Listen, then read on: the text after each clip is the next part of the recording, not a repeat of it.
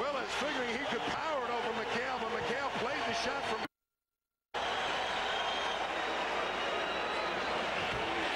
And Parrish gives the Celtics the lead at the 3:50 mark here in the opening period.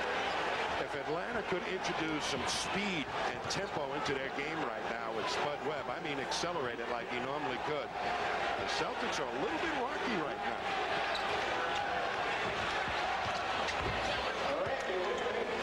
Whitman, who was averaging only 6.7 points for this series, as McHale breaks free against the Hawks defense.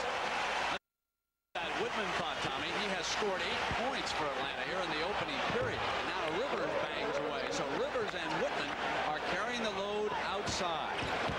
The Celtics have gambled that the Hawks in this series would not be able to hit the outside shot. And today, the Hawks have really been taking advantage of that. On the drive, Bird with a reverse wraparound.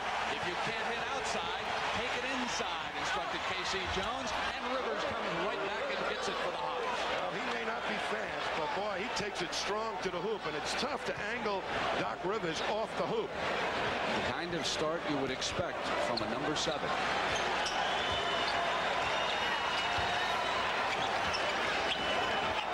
Moving tightly on Johnson after he picks up his dribble. Against the double team, Bird is short again, and Willis got the handle. The crowd thought he traveled. Dominique trying to get in. He was fouled. So a timeout after the first foul is assessed. Dennis Johnson. We're tied at 22.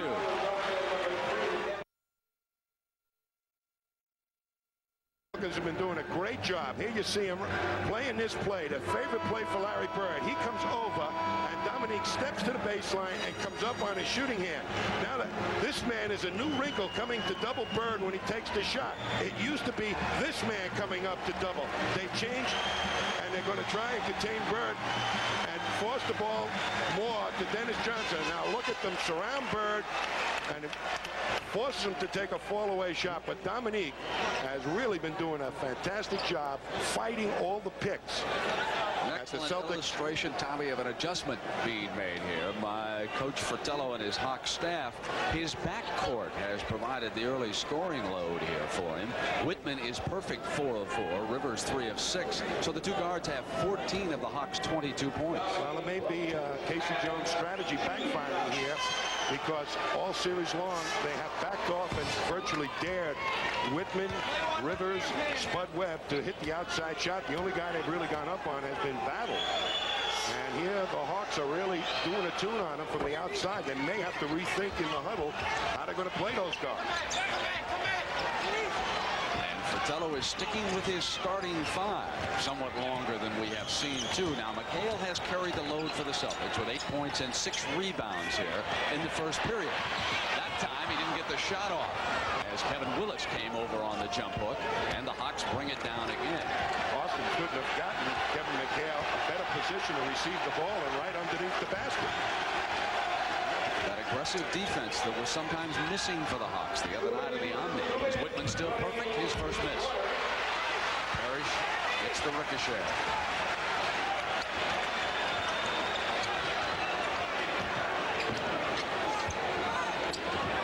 Bird comes far out with Wilkins hounding him. Turns inside to the double team. And they are forced to give it up against that aggressive Atlanta defense. 3-on-1. Hawkins, Wilkins for the field goal. A great defensive job by Larry Bird that time. They sent him right where they wanted him to go and forced the turnover. And McHale will come to the line. This is as good a defensive job in this series as I've seen done on Larry Bird, to tell you the truth. They're forcing him into areas, and then when they know where he likes to take certain shots, and then they're attacking him.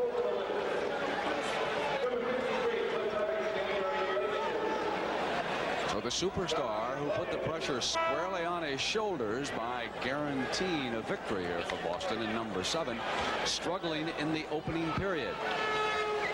As Fratello goes to his bench now with Battle checking in, and Whitman sits down. Battle has been a valuable player on this ball club. He's got that type B hepatitis, so you're not quite sure his energy level in the ball game. he has caused the Celtics lots of problems in this series. Tommy Livingston also on the floor for his first duty in this game. 1:15 mark.